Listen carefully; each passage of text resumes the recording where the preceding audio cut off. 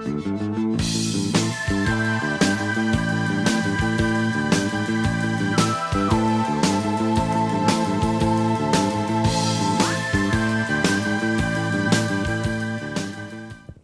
гледачи, ве поздравувам и во ова ново издание на Ваш термин и се надевам дека и денес, како и во секој издание, впрочем, ќе доставиме информации кои што ќе бидат корисни за вас, секако се со цел да ве информираме и да дознаете нешто повеќе за она што денес ќе биде како тема и како разговор во студиото со денешниот наш гостин.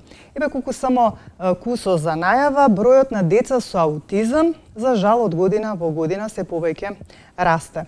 Впрочем, некаде и 2010 година Македонија се приклучи кон одбележување на Светскиот ден на аутизмот, се со цел да се сврти вниманието кон аутизмот како растечки глобален здравствен проблем.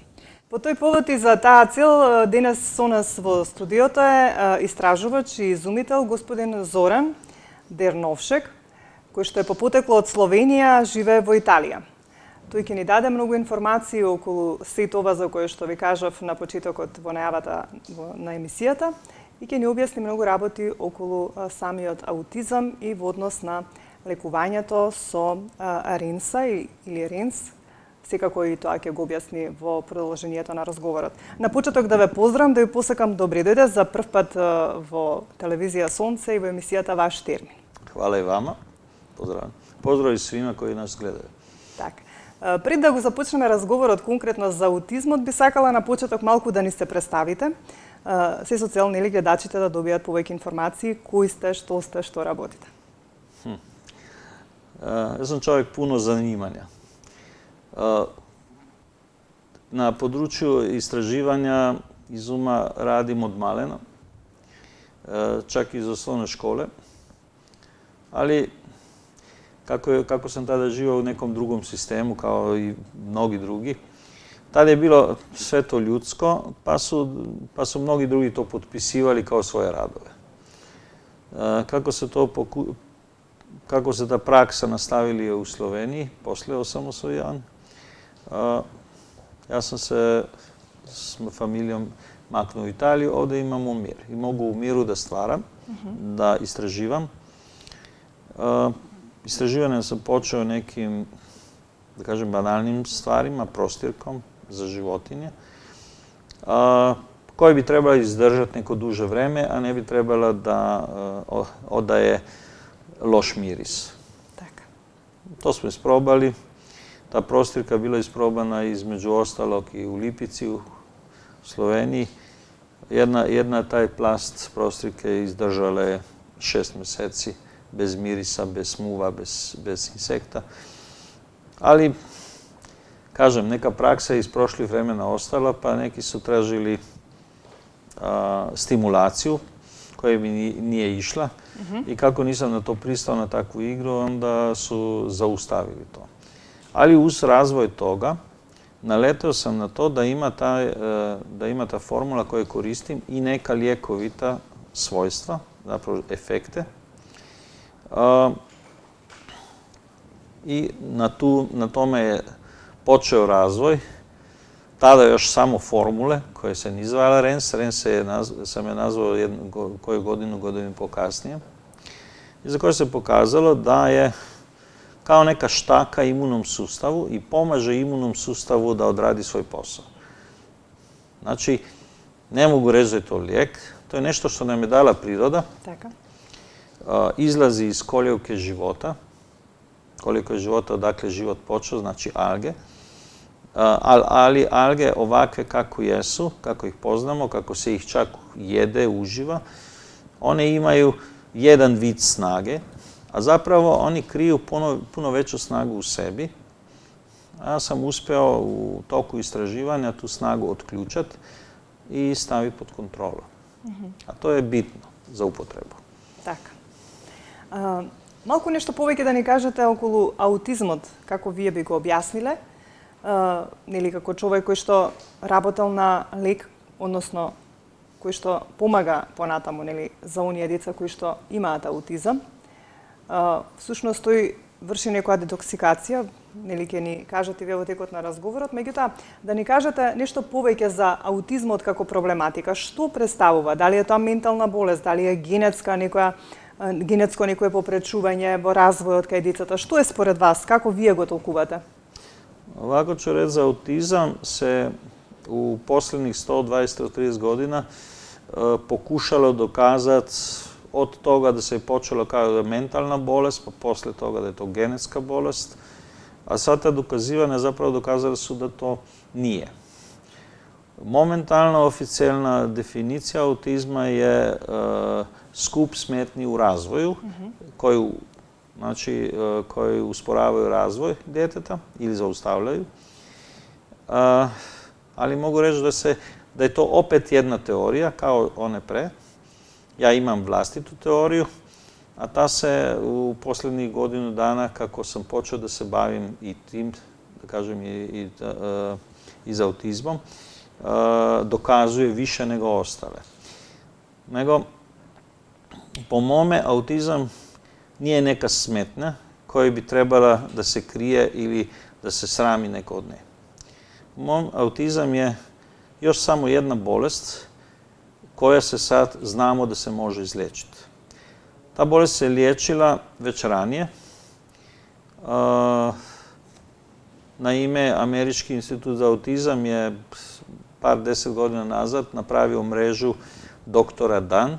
Dan je skraćenica od Defeat Autism Now ili Pobedimo autizam sada. I oni su počeli da sa onim prvim problemom, takozvanim sindromom polupropusnog crijeva ili problem probave. Znači, polupropusno crijevo znači da određena hrana prolazi neprerađena, znači u štetnom obliku, izlazi, znači kroz probavu ulazi u krv i kroz krv ulazi u mozak i truje ga. To je pojednostavljeno šta je to. Znači, mogu reći da u posljednjih 25-30 godina ta mreža Dan je jako dobro razradila metode kako se može taj dio liječiti.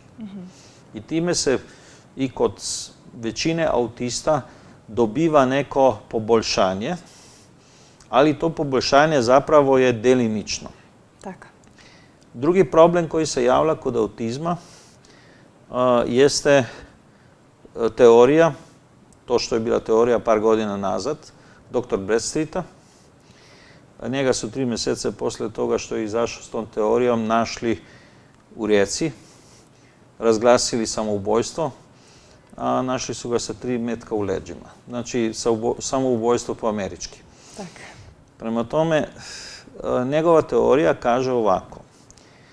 Limfni sustav koji ima tijelo za odvodenje toksina van iz sebe, postoji i u mozgu, razgrađuje se kao neko drvo i ako se slučajno taj odvodni dio tog limfnog sustava zatvori zbog kronične upale, što je često posljedica nekih toksina prisutnih, onda se onim toksini ili, znači, to mogu biti otrovi i mogu biti neki toksični metali koji ulaze kroz krvni sustav, kroz krvni optok, dolaze u mozak, oni nemaju gdje izaći. Oni počnu da se akumuliraju u mozgu. Prvo u moždanom fluidu, a kako su tu dovoljno dugo prisutni, počnu da prodiru u moždane ćelije. A time kad prodiraju u moždane ćelije, počinju da blokiraju pojedine moždane centrove koji ne rade više kako bi trebali. Znači, informacije koje ulaze i izlaze iz tih centrova su sada deformirane. Pa prema tome, jedan od sindroma autizma, ako se vratimo, je baš gubitak socijalnih vešćina, gubitak govora, delimični gubitak motorike. Postoji različiti tipovi autizma oficijalno, jedan od njih možda i Down sindrom, ali to je sve zapravo ista situacija. Znači, njihov prirodni pročišćivači sustav limfnog sustava jednostavno ne radi.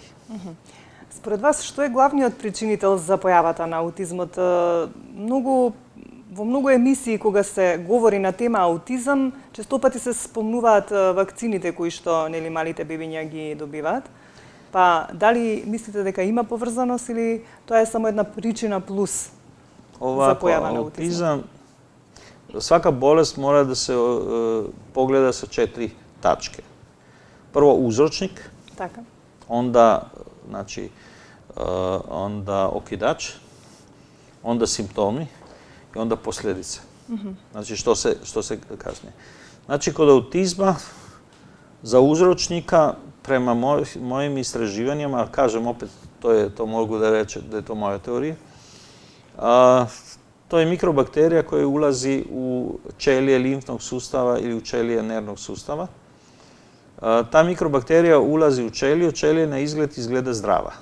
Organizam, zbog toga što je energetski nivo zdrave i oštećene ćelije jako blizu, organizam zapravo ne zna koja ćelija je oštećena i koja nije. I imunni sustav ne može da se brani od toga. I ako počne, recimo, taj mikroorganizam lučiti neke toksine, onda dobivamo to što je poznato kao autoimuni odaziv. Znači, to nije neka bolest autoimuna, nego odaziv, znači reakcija. Sada vakcine, ja mislim da tu ulaze više na drugoj tački, znači kod okidača. Vakcine, prema tome što se do sad zna, su jedan najčešćih okidača autizma. Baš zbog toga što taj mikrobakterija, dok je imunni sustav jak, nije u stanju napraviti veću štetu.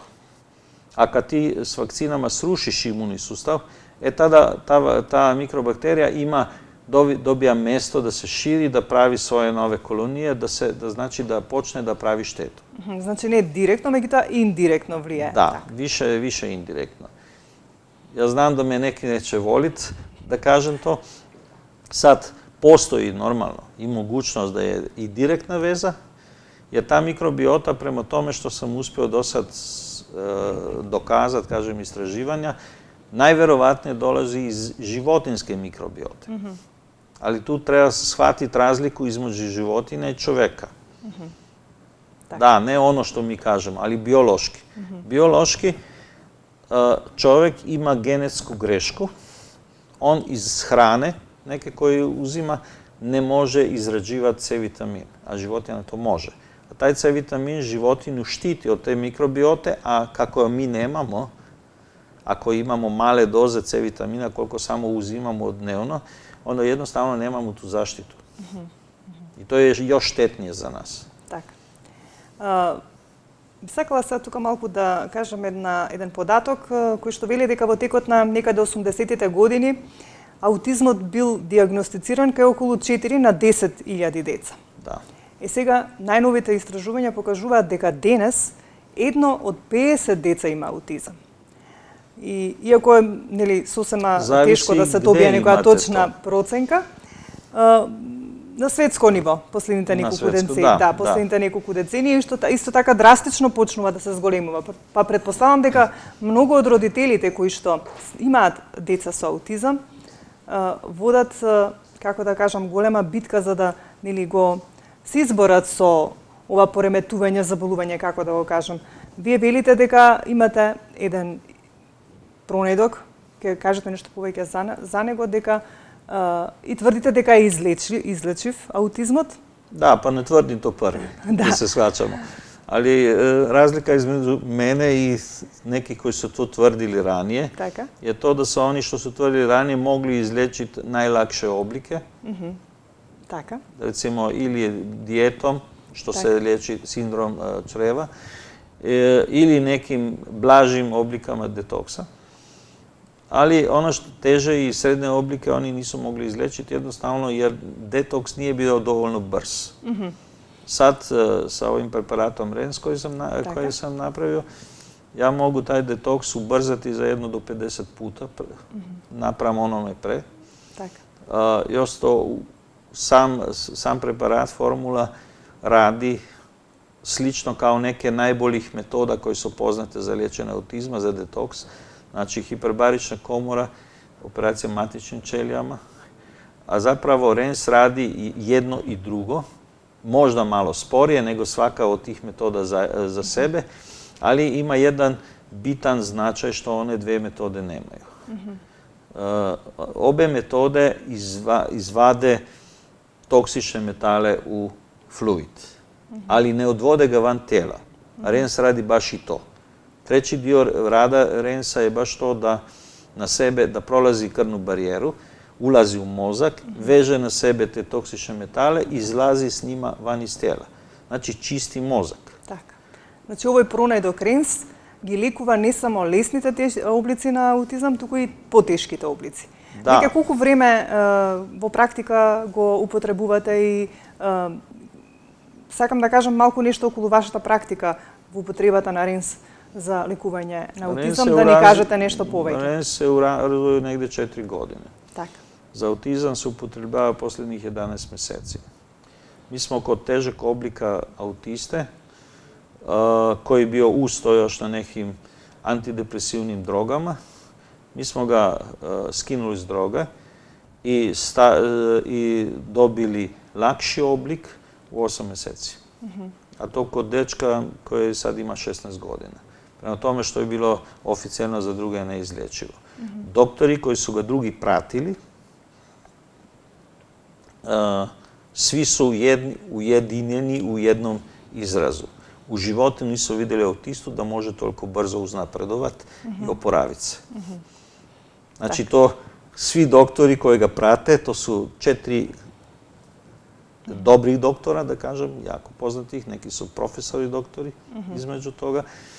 Oni kažu da u životu nisu sreli još takav slučaj da bi neko se mogao oporaviti. U tim godina autističan s takvom, da kažem, ozbiljnom poteškoćom ili oštećenjem. Колку време треба да се користи RENS за да се добијат позитивни резултати во однос на аутизмот или тука нема правило, зависи од обликот? Pa vidite ovako, autizam je bolest sa 1000 obraza. Prema tome, svako dijete za sebe imam slučaj blizanci koriste različite doze iako imaju starost, visinu, težinu i tako dalje i čak i oblik autizma jako sličan. Ali koriste različitu dozu jer lična osjetljivost na preparat je različita. Znači, dozu se uvijek počne se sa opštom, kalkulativnom vrednosti i onda se personalizira na svakog pojedinca. Jer bez toga mi zapravo tražimo, kako je nekad Tesla tražio resonansnu frekvenciju, pa na tome sad počiva radio, televizija i bilo šta, mi sad tražimo tu neku resonantnu, znači optimalnu dozu pojedinca, jer tamo rade sve stvari jako brzo. Znači, prvi rezultati mogu se vidjeti kod nekih posle par dana, kod nekih posle nedelje, dve, kod nekih će treba potrajati možda i čak mjesec, dva. Znači, tu nema 100% pravila unapred. Teži slučajevi trebaju više vremena, to je jedno pravilo. A imamo recimo slučaj da je autist izgubio sve oznake autizma. Treba reći da pre toga je i radio tačko 1, tačko 3, znači specijalna pedagogika i poluprostupno strevo, ali on je izgubio sa RENS-om u 2 mjeseca potpuno sve oznake autizma i ide, umjesto da ide u specijalnu školu, sada u jesen ide u običnu školu. Каде се го дистрибуиравте овој производ за да нели помагате на лицата со аутизам? Да, моментално се тоа дистрибуира поштом. Значи, наруджба, али ту пренарудžbe treba da se dogovori za tretman. Znači, treba slati neke podatke, treba možda napraviti koje testove. Testiranje se pravi najviše u SAD, u Sjedinjenim državama, jer neki testovi još nisu, da kažem, доволно прецизни ово што се прави во Европи. Велите дека пред да употребата на RENS треба да се направат некои тестови пред да почне да се употребува? Неке тестови предлагаме. Баш за RENS, значи за синдром полупропусног црева су 3 теста. Еден е тај што мери интолеранција на храну. Значи, koju hranu treba izbjegavati da otrovi ne prolaze u mozak. Znači, sindrom polipropusnosti creva. To se pravi iz urina i to se pravi u Americi i imaju i svoju firmu u Ženevi, znači u Europi. Drugi se pravi za parazite, ako su problem u probavi, to se isto može praviti u Europi.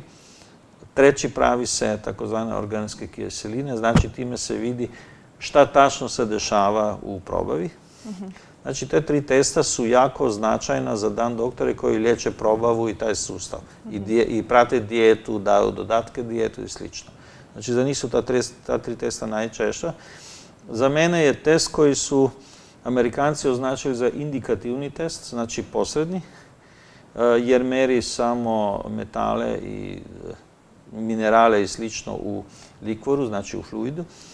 Taj test mi je najznačajniji, a to je test koji se pravi iz kose, toksični metali i znači, značajni elementi.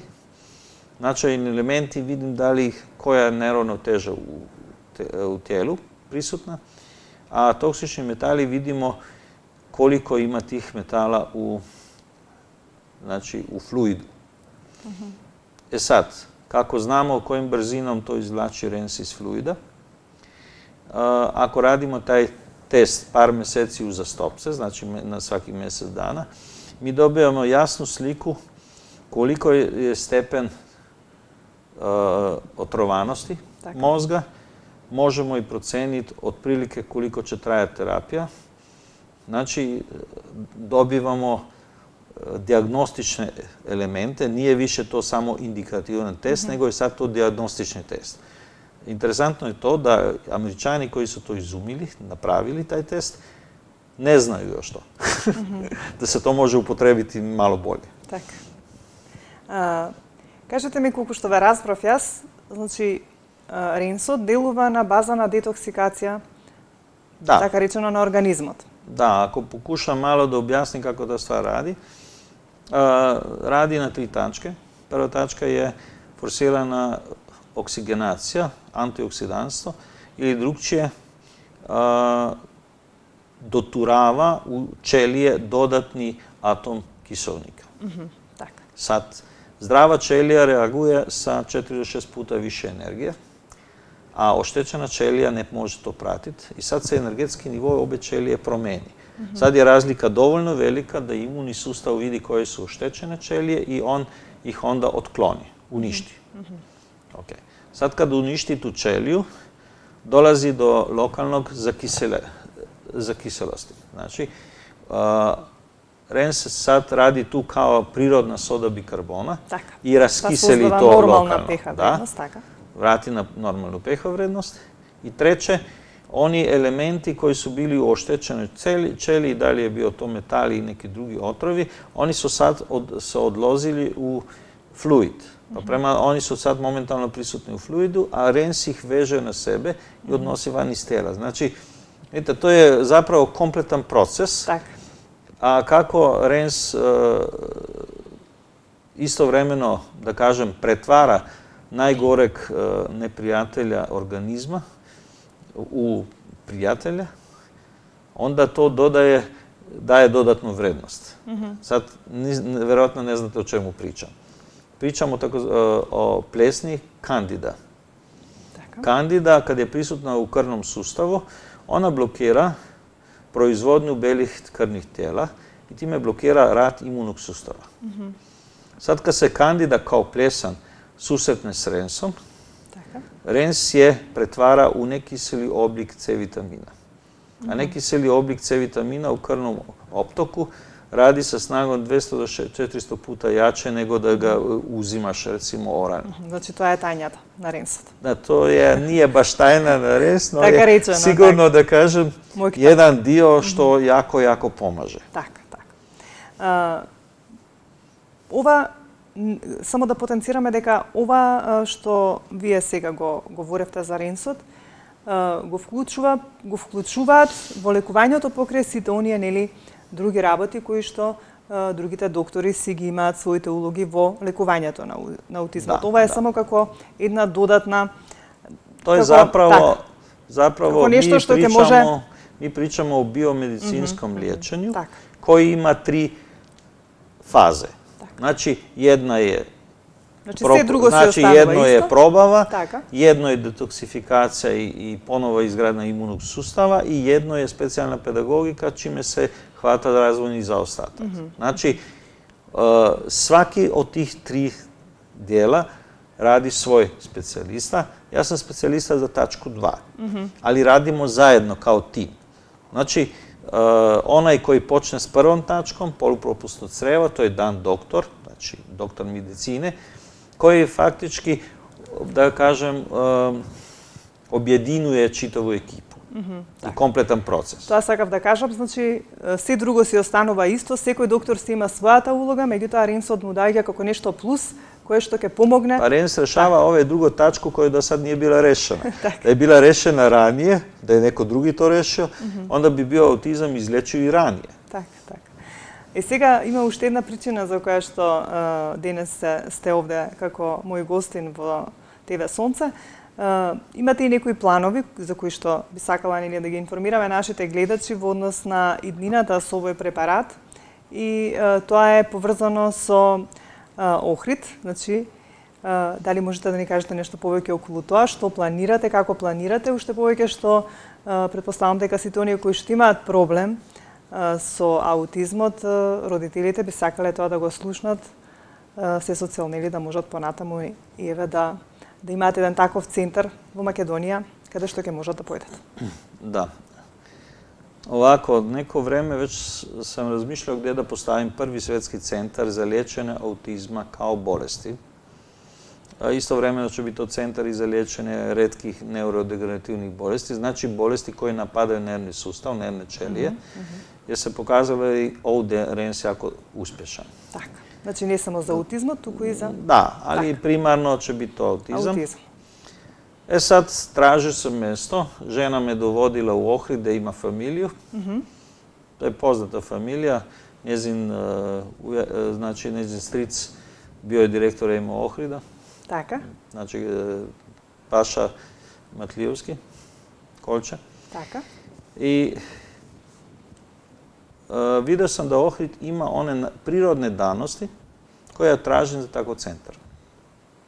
Значи вода, зрак, доволно места, меѓународни аеропорт, е таков центар не е наменен примарно локално живели, него примарно интернационално. И ту видим да постои добра могуćности да се направи таков центар. Центар кој би требал објединити све најболje светске праксе. Значи, тачку 2 решавам ја со својим ексклузивом, а друге, тачку 1 и тачку 3 постои пар решенја кои се јако добра и успешна. Тачку 2 убрзавам и операција матичним челијама, значи имачемо интерну клинику, у којој ќе бити еден кат наменен баш операцијама матичним челијама. Покушат ćemo da se dogovorimo sa nosiocama testova koji sad radimo u Sjedinjenim državama, da napravimo njihov franšizing, da napravimo testove ovde. Ja mislim da ćemo uspjeti. I tu je onda ideja da sve dobiješ na jedno mesto. Sada, autista ima recimo u populaciji u proseku oko 1%, ali trend ima rasti. Znači, Evropa ima od 0,7 do 0,9 negde, Amerika bliži se 3%. Prema tome, tu, zbog toga ono što ste rekli, ono je neki prosek. Ali od područja do područja je razlika. Ima razlika, da. I prema tome, ako uzmemo prosek 1%, to je 80 milijuna autista. Znači, nema šanse da to imaš odjednom na jednom mestu. Tako. Znači, ali počet ćemo sa puno manjim brojkama. Bitno je to da napravimo kao ogledni prvi centar, a onda možemo slediti ideje franšizinga i to polako gradi slične centrove po svetu.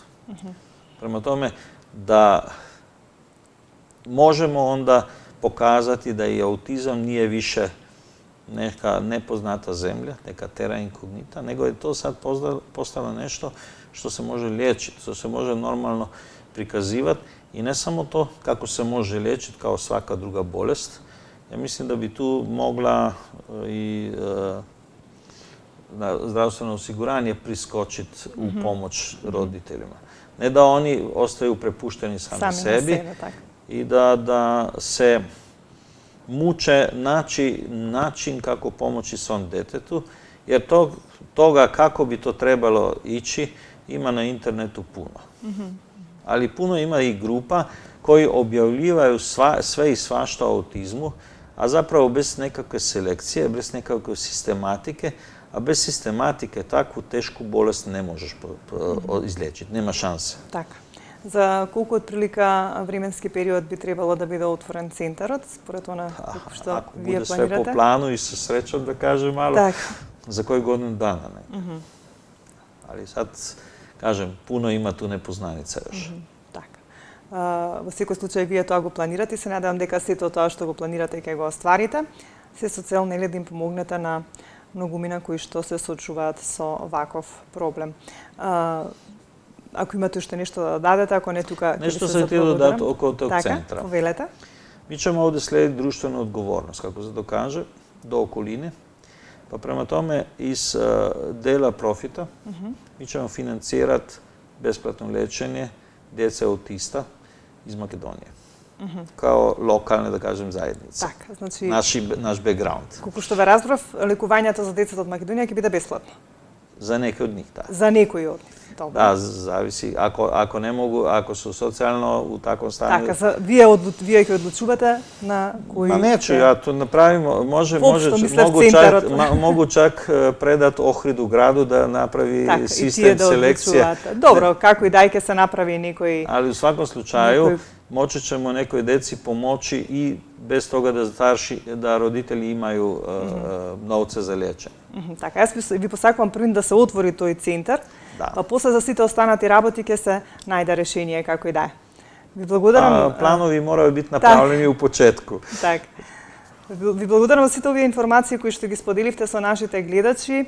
Навистина корисни информации, интересни во однос на тоа како се може да се справат со заболувањето аутизам.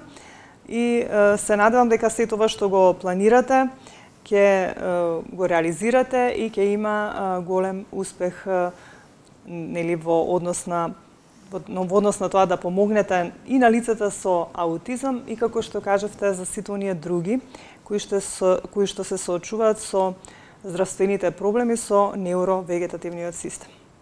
Ви благодарам уште еднаш. Фала вам. Почитувани гледачи, тоа беше денешното издание на Ваш термин. Се надевам дека бевме интересни, уште повеќе што говоревме за една навистина интересна тема, која секогаш предизвикува внимание, бидејќи навистина има и во Македонија многу дечиња кои што се соочуваат со аутизмот. За сите оние кои што не следат, секако, и ако сакаат да дознаат нешто повеќе или некаков контакт со нашиот денешен гостин, значи господинот Зоран Дерновшек, ќе можат да се јават во нашата телевизија и ќе добијат повеќе информации. Ви благодарам за вниманието. Останете понатаму на нашата фреквенција, имајте пријатно попладне.